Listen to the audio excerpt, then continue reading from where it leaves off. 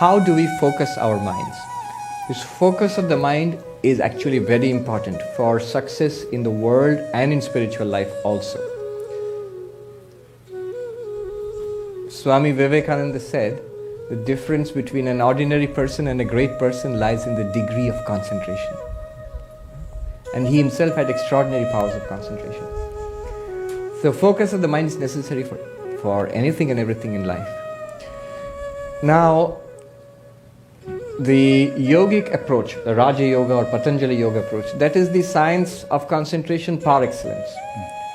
In fact, in modern positive psychology, they have studied this focus of mind, concentration.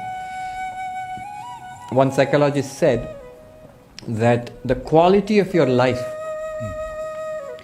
depends on how much you can concentrate and what you concentrate on.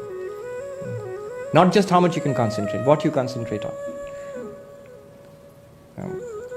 Actually, this lady who wrote the book Rapt, R-A-P-T, Rapt, she's talking about a cancer patient who suffered a lot and decided that she would not keep her mind on suffering anymore, because it's inevitable that suffering is going to come. Rather, she's going to devote her mind to her art or writing, I think. And as she learned to do that, she found the quality of her life became better. In fact, subjectively, she was happier than before cancer. So she says that what you think about.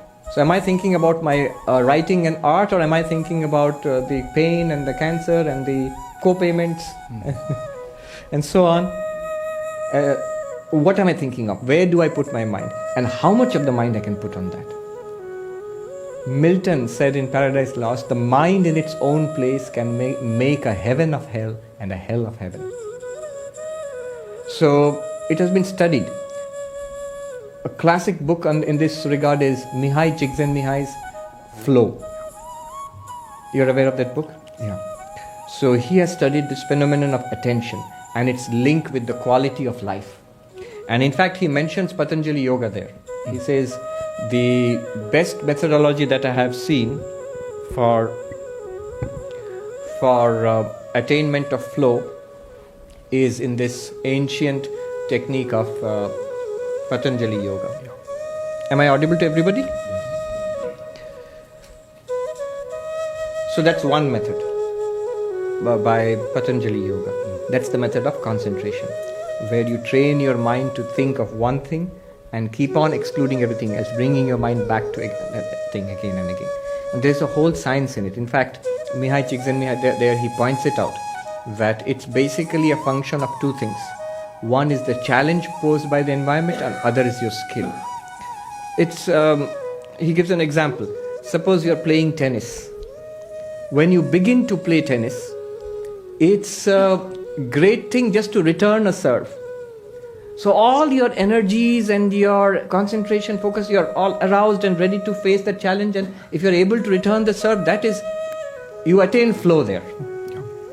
But that flow point, it's a match between the challenge and your skills. Your skill is exactly up to that level. But then this point of flow is dynamic. After some time, what happens is, if you keep just returning a serve, it becomes boring after some time, because your skill has now exceeded the challenge. Now you need to up the challenge. So maybe you need to play a game.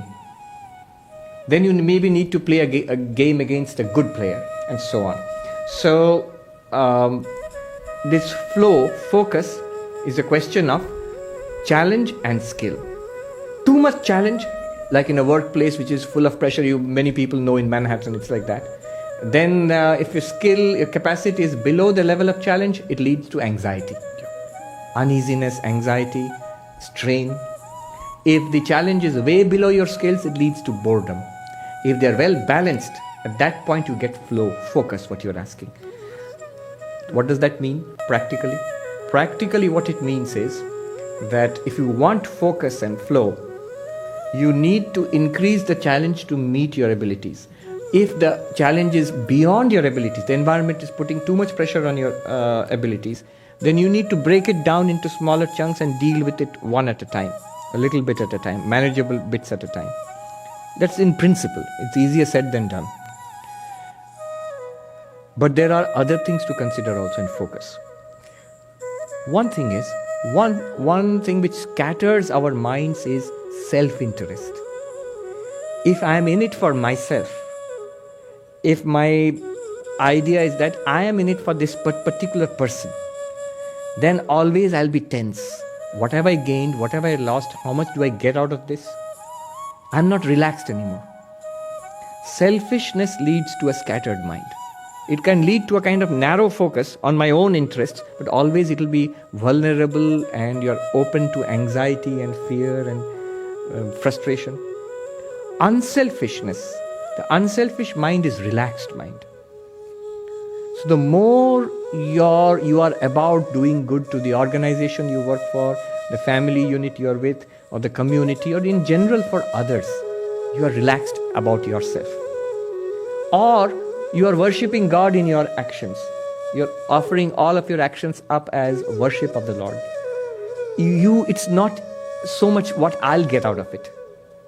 Swami Ranganathanandaji said, what is spirituality after all? Simplest definition of spirituality, most practical. He said, spirituality is, when I close my eyes, I find peace within. When I open my eyes, my attitude is, what can I do for you? With eyes open, what can I do for you? Here is the world, what can I give, what can I do? When I close my eyes, there is peace within.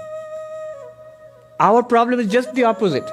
That Swami, when I close my eyes, all sorts of disturbance within. All sorts of thoughts, restlessness within. And when I open my eyes, not what I can do for you, what can I get from you? So this is just the opposite of spirituality. This is worldliness. So, unselfishness.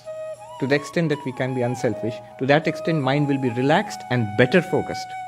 The focus which comes out of selfishness is a narrow band focus, which leads to unpleasantness and tension and frustration. Another insight.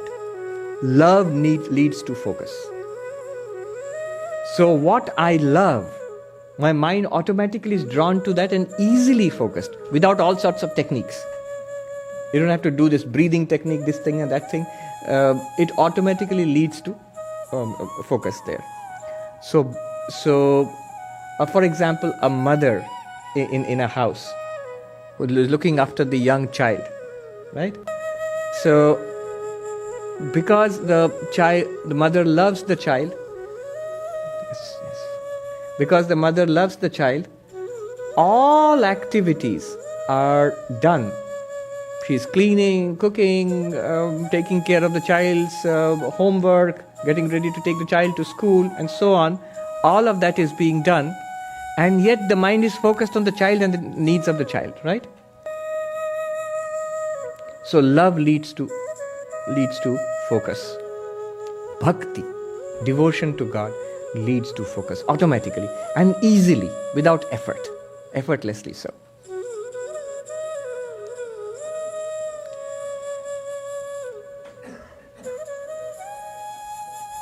And one more thing, this is what we discussed today, no mind. When you realize that you are that one existence consciousness bliss, and all of this world is your appearance, then the mind remains calm and steady, like the unflickering flame. Look at the mind of that prince, the story of the princess of Kashi. The mind of the prince was disturbed and agitated. You will smile and say, unnecessarily so. For what? But that's exactly our condition. Unnecessarily so. For what? One Swami put it very funnily. He said, before we come to Advaita, our reaction to the world is, what? And after we get Advaita, our reaction is, so what? So that calmness, that relaxed, focused attitude, steady attitude comes from that. That is no mind. No mind is not thinking, not shutting down the mind. That is no mind. So these are some of the ways. If you have those who are discerning, you would have seen I basically talked about Karma Yoga, Bhakti Yoga, Raja Yoga and Jnana Yoga. Yeah, these are the ways. Thank you. Om Shanti Shanti Shanti.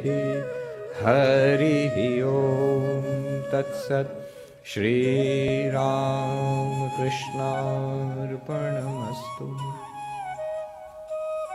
আগামী দিনে এই রকম আরো অনেক অজানা তথ্য আপনাদের সামনে তুলে ধরার চেষ্টা থাকবে আমাদের। কেমন লাগলো অবশ্যই জানাবেন, শেয়ার করতে পারেন নিজের মতামত। নতুন পথে এগিয়ে যেতে অবশ্যই আপনাদের সাপোর্ট দরকার। আমাদের পেজ নলেজ গাইড লাইক করুন, শেয়ার করুন, আর সবার আগের নোটিফিকেশন পেতে অবশ্যই সাবস্ক্রাইব করুন।